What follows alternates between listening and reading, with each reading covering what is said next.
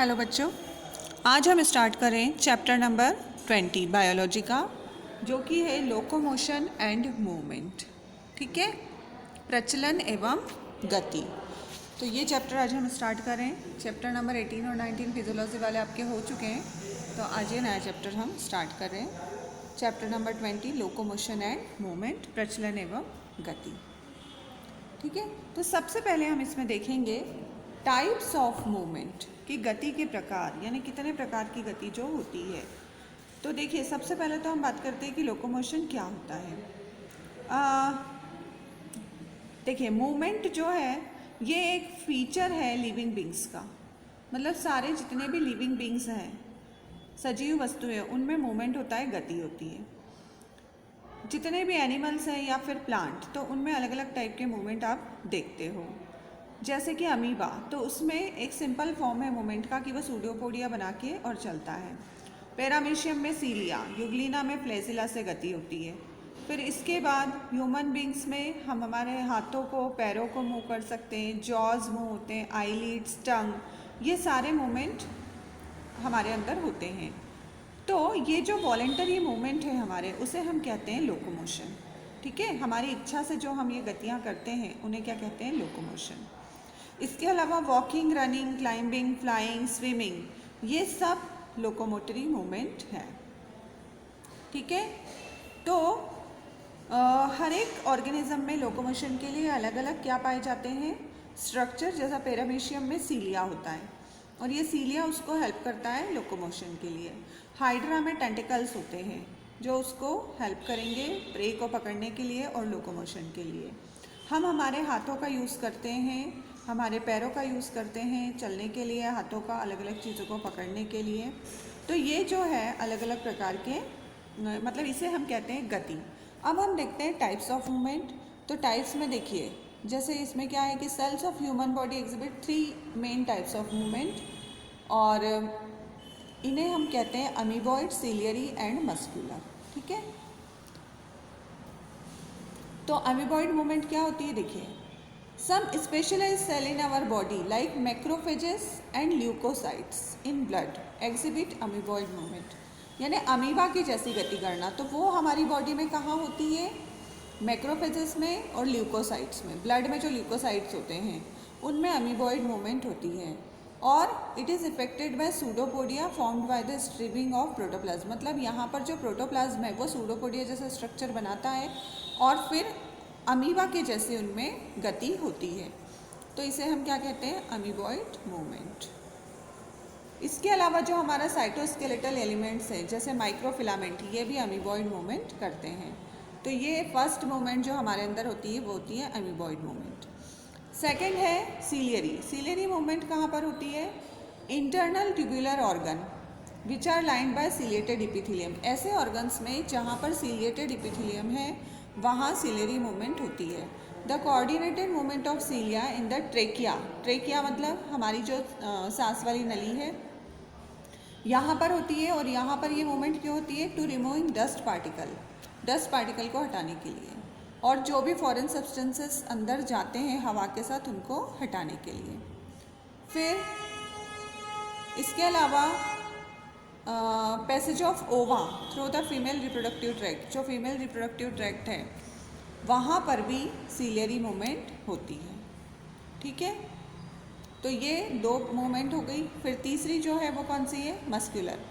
तो जो हमारे हाथों का, लिम्स यानी हाथ और पैर, फोरलिम और हाइंड लिम, जॉज, टंग, ये सब जो मूवमेंट हो रही है उनमें कौन सी मूवमेंट है? Muscular movement.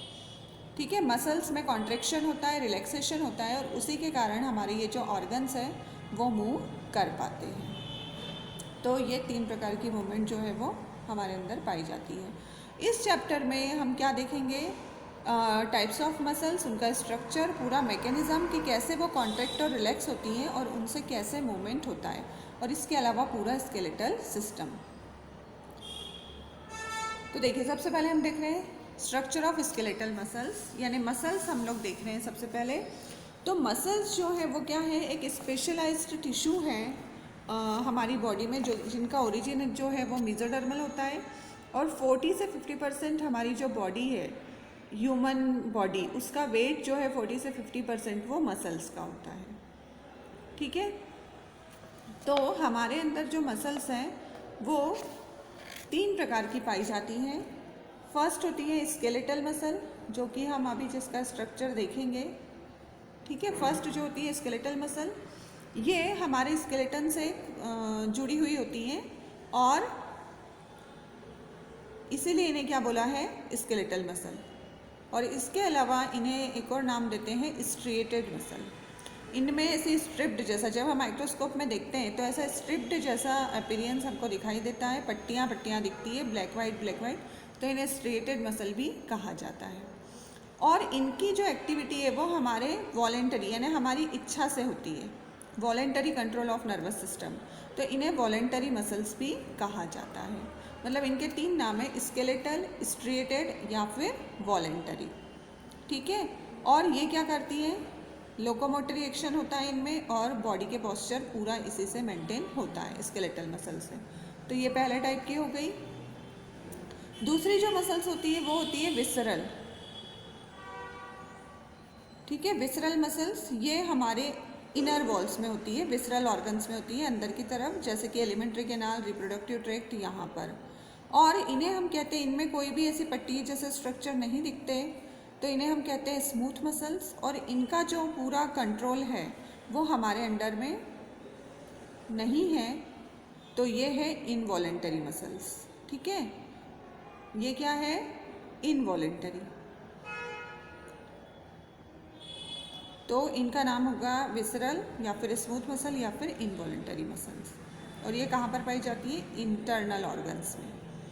फिर उसके बाद तीसरे टाइप की जो मसल्स हैं वो होती हैं कार्डियक। और आपको अभी हमने लास्ट चैप्टर में पढ़ा ही है कि कार्डियक मसल कहाँ होती है, हार्ट में, है ना। ये स्पेशल टाइप की मसल हार्ट में पाई जाती है, जो बिना रुके थ्रू आउट आवर लाइफ काम करती हैं, बिना थके बिना रुके। तो ये 3 टाइप की जो है मसल्स हमारी बॉडी में पाई जाती है, लेकिन हमको अभी कौन सी पढ़नी है, स्केलेटल मसल। तो स्ट्रक्चर हम देखेंगे स्केलेटल मसल का। ठीक है, तो स्केलेटल मसल जो है पूरा जो एक ऑर्गेनाइज्ड स्केलेटल मसल होती है, उनमें नंबर ऑफ मसल बंडल होते हैं। ये देखिए, made up of a number of muscle bundle और फेसिकल्स, इन्हें फेसिकल कहा जाता है। मतलब एक जो प्रॉपर आप मसल देखते हैं तो वो बहुत सारे मसल बंडल या फेसिकल्स की बनी हुई होती है और held together by common collagenous connective tissue layer called fascia, जुड़ी हुई होती है कनेक्टिव टिश्यू से, जिसे फेसिया कहते हैं। और each muscle bundle contain a number of muscle fibre, her muscle bundle में बहुत सारे मसल फाइबर जो हैं वो पाए जाते हैं। ये देखिए इसका स्ट्रक्चर दिया हुआ है। ये देखिए, ये मसल फाइबर दिख रहे हैं आपको, सारे मसल फाइबर, और ये फेसिकल यानी ये मसल के बंडल। ये देखिए, ये पूरा मसल के बंडल्स हैं और एक मसल के बंडल में बहुत सारे मसल के फाइबर्स हैं। ठीक है, और यहाँ पर ये ब्लड कैपिलरी और ये सार्कोलेमा।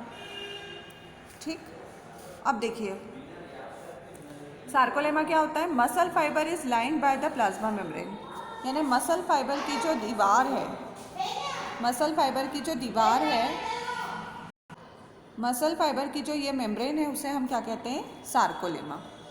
ठीक है, और इसके अंदर जो लिक्विड भरा हुआ होता है उसे कहते हैं सार्कोप्लाज्म। ठीक, muscle fibre is a syncytium as the sarcoplasm contain many nuclei, sarcoplasm में बहुत सारे न्यूक्लियस होते हैं। फिर इसके अलावा यहाँ होता है एंडोप्लाज्मिक रेटिकुलम, और बहुत सारे इस एंडोप्लाज्मिक रेटिकुलम में कैल्शियम के आयंस होते हैं। और एक कैरेक्टरिस्टिक फीचर है मसल फाइबर का is the presence of large number of parallelly arranged filaments in the sarcoplasm called myofilaments, इन्हें कहते हैं मायोफिलामेंट्स या मायोफाइब्रिल्स। ठीक है, मतलब क्या कैरेक्टरिस्टिक फीचर है मसल फाइबर का, बहुत सारे फिलामेंट्स होते हैं सार्कोप्लाज्म में जिन्हें हम कहते हैं मायोफाइब्रिल्स। और हर एक मायोफाइब्रिल को यदि हम देखें तो उसमें अल्टरनेट डार्क और लाइट बैंड होते हैं। देखिए क्या समझ में आया, ये इसकी मेम्ब्रेन को हमने बोला सार्कोलेमा, इसके अंदर है सार्कोप्लाज्म भरा हुआ। सार्कोप्लाज्म में बहुत सारे फिलामेंट्स होते हैं, मतलब यदि हम जैसे ये सार्कोप्लाज्म को देखें तो उसमें ऐसे बहुत सारे फिलामेंट्स हमको दिखते हैं जो कहलाते हैं मायोफाइब्रिल। हर एक मायोफाइब्रिल में डार्क और लाइट बैंड होते हैं अल्टरनेट, मतलब एक डार्क बैंड, फिर एक लाइट, फिर एक डार्क, फिर लाइट, फिर डार्क, फिर लाइट, ऐसे बैंड चलते रहते हैं। ठीक है, तो यहाँ पर यदि हम और उसकी डिटेल स्टडी देखें तो इनमें दो प्रकार के प्रोटीन पाए जाते हैं, एक होता है एक्टिन और दूसरा होता है मायोसिन। जो लाइट बैंड होता है उसमें होता है एक्टिन और इसे कहते हैं आई बैंड। ये जो लाइट जहाँ पर मैंने नहीं खींचा है तो ये लाइट बैंड को हम कहते हैं आई बैंड या आइसोट्रोपिक बैंड, और यहाँ पर जो प्रोटीन होता है वो होता है एक्टिन। और ये जो डार्क बैंड है उसे कहते हैं ए बैंड या एनिसोट्रोपिक बैंड, और इनमें जो प्रोटीन होता है वो कहलाता है myosin. And both the proteins are arranged as rod like structure. दोनों जो प्रोटीन है रॉड लाइक स्ट्रक्चर के रूप में अरेंज रहते हैं, parallel to each other and also to the longitudinal axis of the myofibril. Actin filaments are thinner. जो actin filament है यानी ये जो आई वाला है ये कैसे है, थिनर है as compare to myosin filament. Hence are commonly called thin and thick filament respectively, इसलिए इन्हें थिन और थिक फिलामेंट भी कहते हैं। फिर जो आई वाला बैंड है मतलब लाइट वाला बैंड है उसके सेंटर में एक लाइन होती है जिसे हम कहते हैं जेड लाइन। ठीक है, जो इसको दो भागों में बांटती है। देखिए आपको समझ में आ रहा है पूरा स्ट्रक्चर, ये पूरा देखिए, ये यदि हम एक फिलामेंट देखें तो ये डार्क बैंड, फिर एक लाइट बैंड, फिर एक डार्क बैंड, फिर लाइट, फिर डार्क, फिर लाइट। तो लाइट बैंड के बीच में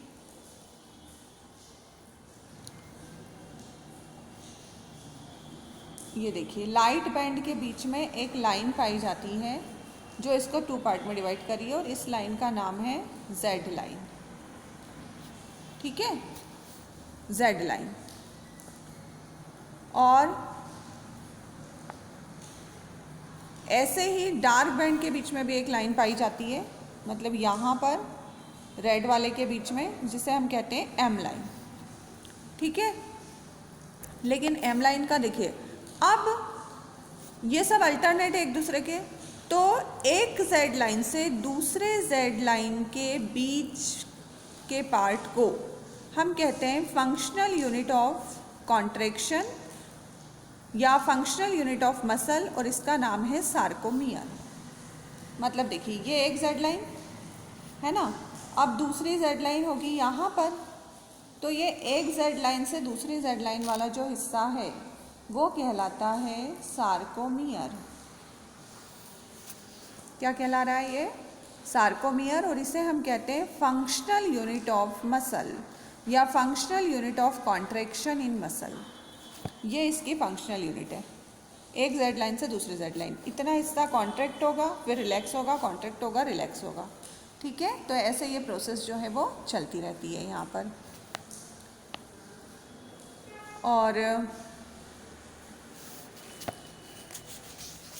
कैसे इनमें कॉन्ट्रैक्शन और रिलैक्सेशन होता है वो भी हम देखेंगे। तो ये इसका स्ट्रक्चर आपको समझ में आ गया होगा। देखिए अब ये जो है एक्टिन और मायोसिन का स्ट्रक्चर आपको दिया हुआ है ना, एक्टिन और मायोसिन का। तो ऊपर वाला जो है ये एक्टिन है और सेकंड वाला जो है ये मायोसिन है।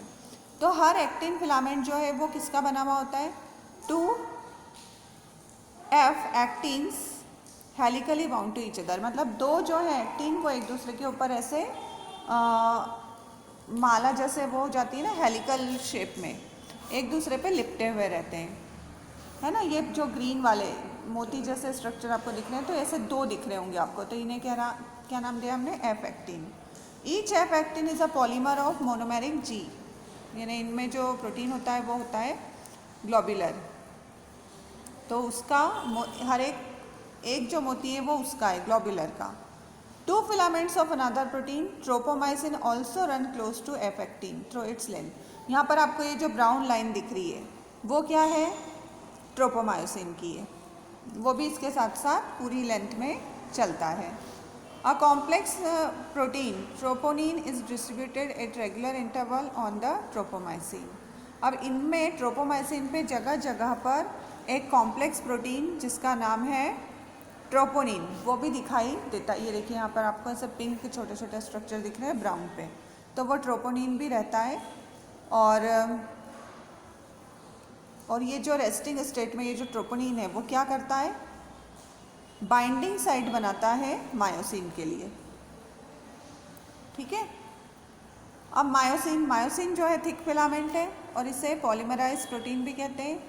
और यहाँ पर बहुत सारे मोनोमेरिक प्रोटीन जिन्हें मेट्रोमायोसिन कहते हैं वो मिलके थिक फिलामेंट बनाते हैं।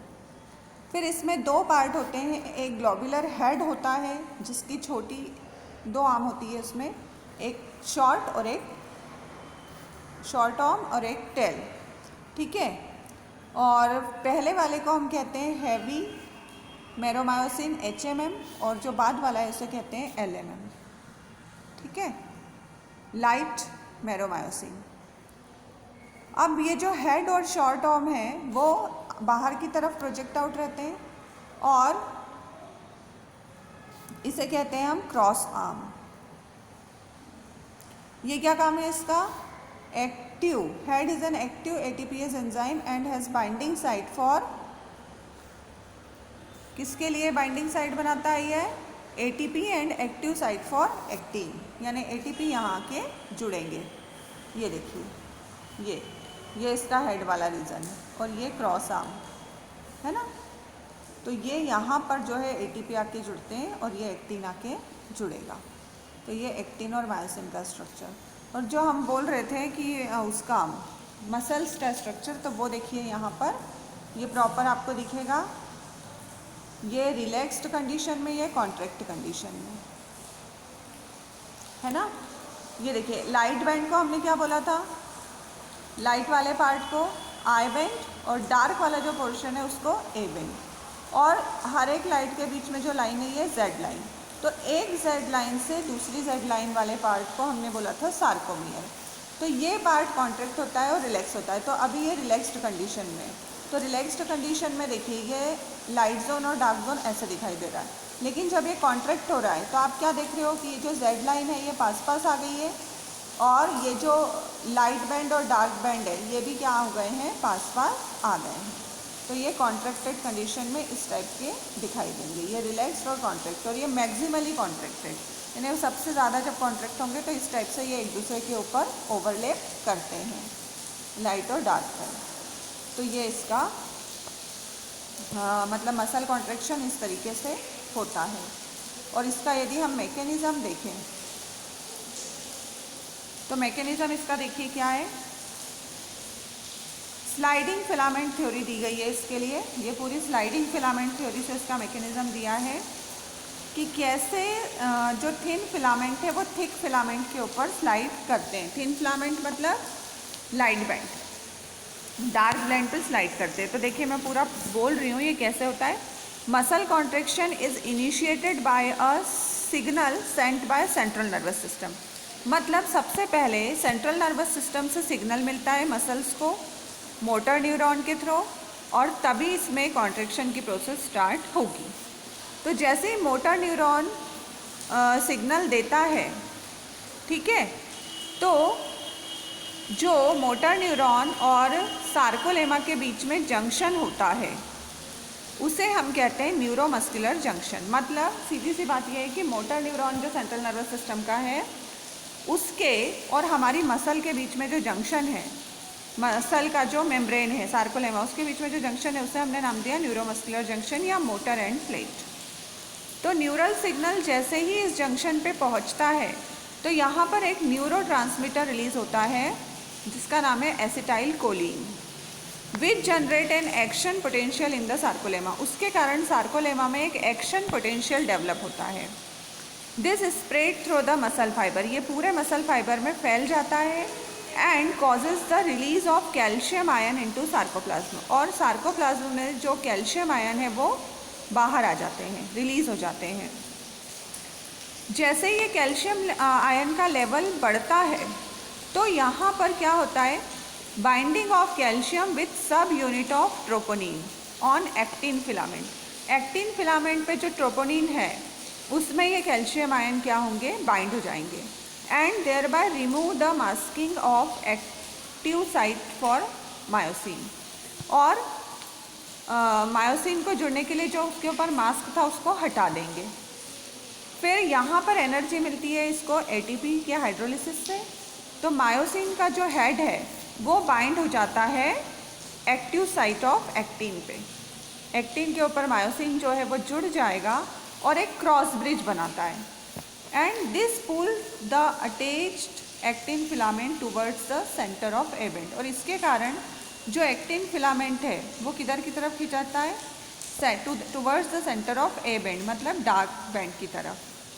The Z line attach to this actin are also pulled. तो इसके कारण जेड लाइन भी दोनों तरफ से अंदर की तरफ खिंचाएंगी और जो सार्कोमेयर वाला पार्ट है यानी जेड लाइन से जेड लाइन वाला वो थोड़ा सा कैसा हो जाता है, छोटा हो जाता है और उसे हम कहते हैं कॉन्ट्रैक्शन। आ रहा है समझ में? और इस समय ये हो जाएगी मसल कॉन्ट्रैक्ट यानी उसकी जो लेंथ है वो शॉर्ट हो जाती है। ठीक, यानी कि जो आई बैंड है वो रिड्यूस हो जाएंगे और जो ए बैंड है वो अब जब रिलैक्सेशन होगा तो पूरा इसका अपोजिट प्रोसेस चलेगा।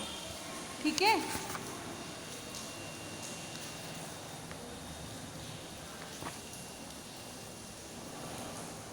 क्लियर हो रहा है कि नहीं बेटा आपको? देखिए एक बार फिर से मैं रिपीट कर रही हूँ कि कैसे कॉन्ट्रैक्शन हो रहा है। इस डायग्राम में देखते हैं हम कि कैसे पूरा, ये देखिए यहाँ पर एक्टिन अलग है, मायोसिन अलग है। ठीक है, जैसे ही हमारे नर्वस सिस्टम से सिग्नल आता है मोटर न्यूरॉन के थ्रू न्यूरोमस्कुलर जंक्शन पे, तो न्यूरोमस्कुलर जंक्शन पे क्या हो रहा है, एक न्यूरोट्रांसमीटर रिलीज होता है एसिटाइल कोलिन, जिसके कारण जो कैल्शियम आयन है सार्कोप्लाज्म में वो रिलीज़ होते हैं और वो जाके कहाँ जुड़ते हैं, ट्रोपोनिन, यहाँ पर जो ट्रोपोनिन है एक्टिन पे उस पे। ठीक है, और उसके कारण जो एक्टिन पे मास्क लगा हुआ है वो हट जाता है और ये जो मायोसिन है, मायोसिन फिलामेंट, वो एक्टिन से जुड़ जाएंगे और ये क्या बना लेते हैं, क्रॉस ब्रिज। और क्रॉस ब्रिज बनने के कारण जो आई बैंड है वो अंदर की तरफ खिंचाते हैं यानी कि दोनों जेड लाइन भी जो है अंदर की तरफ स्ट्रेच होंगी और जो पूरा जेड लाइन से जेड लाइन यानी सार्कोमेयर वाला हिस्सा है वो शॉर्ट हो जाता है और उसे हम क्या कहते हैं, कॉन्ट्रैक्शन। ठीक है, तो ये ऐसे कॉन्ट्रैक्शन हो जाएगा। फिर उसके बाद क्या है कि मायोसिन से रिलीज होगा एडीपी और पी और फिर ये दोबारा कहाँ चले जाएंगे, रिलैक्स्ड स्टेट में। तो एक नया एटीपी यहाँ आके बाइंड होता है, क्रॉस ब्रिज टूट जाता है, एटीपी जो है हाइड्रोलाइज हो जाता है, मायोसिन का जो हेड है वो दोबारा कहाँ आ जाएगा, अपनी जगह पे, और क्रॉस ब्रिज टूटने के कारण कैल्शियम आयंस जो है वो दोबारा सार्कोप्लाज्म में चले जाते हैं और उसके बाद एक्टिन के ऊपर मास्किंग हो जाएगा और जेड लाइन वापस अपनी जगह पर आ जाती है, तो उसे हम कहते हैं रिलैक्सेशन। ठीक है, तो ऐसे ये पूरी प्रोसेस जो है चलती रहती है, कॉन्ट्रैक्शन और रिलैक्सेशन। यहाँ पर फॉर्मेशन ऑफ क्रॉस ब्रिज और यहाँ ब्रेकिंग ऑफ क्रॉस ब्रिज, ऐसे बनता और टूटता रहता है और उसके कारण कॉन्ट्रैक्शन और रिलैक्सेशन चलता रहता है। तो ऐसे पूरा कॉन्ट्रैक्शन और रिलैक्सेशन के कारण हम लोग चल पाते हैं, बैठ पाते हैं, उठ पाते हैं। फिर जो हमारी मसल्स हैं उनमें एक रेड कलर का ऑक्सीजन स्टोरिंग पिगमेंट होता है जिसे हम कहते हैं मायोग्लोबिन। मायोग्लोबिन हमारी कुछ कुछ मसल्स में बहुत ज़्यादा होता है और उसके कारण मसल्स का जो अपीयरेंस है वो रेडिश दिखाई देता है ना, रेड मसल दिखाई देती है और इन मसल्स को हम कहते हैं रेड फाइबर्स। और कुछ मसल्स में मायोग्लोबिन जो है वो कम होता है और उसे हम कहते हैं वाइट मसल फाइबर, क्योंकि वहाँ पर रेडिश अपीयरेंस नहीं दिखाई देता। और ये जो रेड वाली मसल्स है ना, इनमें बहुत ज़्यादा माइटोकॉन्ड्रिया भी होते हैं जिसके कारण ये बहुत ज़्यादा यूटिलाइज़ करते हैं ऑक्सीजन को और वहाँ पर एटीपी का प्रोडक्शन भी क्या होगा, ज़्यादा होगा। और ऐसी मसल्स को हम कहते हैं एरोबिक मसल्स, ठीक है, क्योंकि वो ऑक्सीजन की प्रेजेंस में क्या कर रही है, एटीपी का प्रोडक्शन कर रही है। फिर जो मसल्स जिनमें मायोग्लोबिन कम है वो या तो वाइटिश या पेल येलो दिखाई देती है, जिन्हें वाइट फाइबर्स कहते हैं। इनमें माइटोकॉन्ड्रिया के नंबर भी बहुत कम होते हैं और ये करती हैं एनारोबिक प्रोसेस, एनर्जी को बनाने के लिए। तो ऐसे दो मसल फाइबर पाए जाते हैं, ठीक है। ये पूरा मसल वाला जो पोर्शन है वो आपको आई थिंक समझ में आ गया होगा कि कितने टाइप की मसल्स हमारी बॉडी में, 3 टाइप की मसल्स। इसमें से हमने स्केलेटल मसल पढ़ी, उसका पूरा स्ट्रक्चर कैसी होती है, स्ट्रक्चर उसका, और साथ ही साथ उसका मैकेनिज्म ऑफ मसल कॉन्ट्रैक्शन, ठीक है। तो यहाँ पर ये एक टॉपिक हमारा ख़त्म हो रहा है। इसके बाद हम देखेंगे पूरा स्केलेटल सिस्टम। Thank you.